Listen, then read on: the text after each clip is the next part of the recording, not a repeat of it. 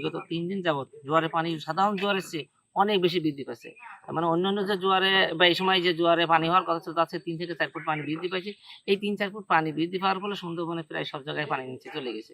কিন্তু চলে গেলেও বন্যপ্রাণী এই পর্যন্ত কোনো ক্ষয়ক্ষতি টের পাওয়া যায়নি।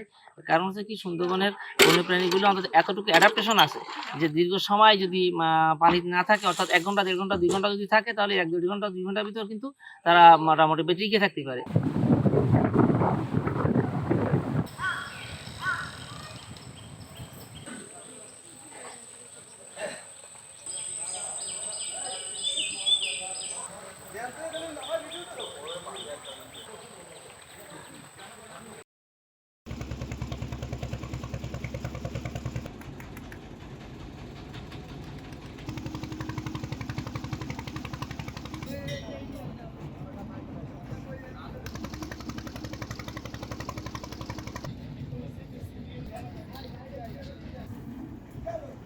এসব কই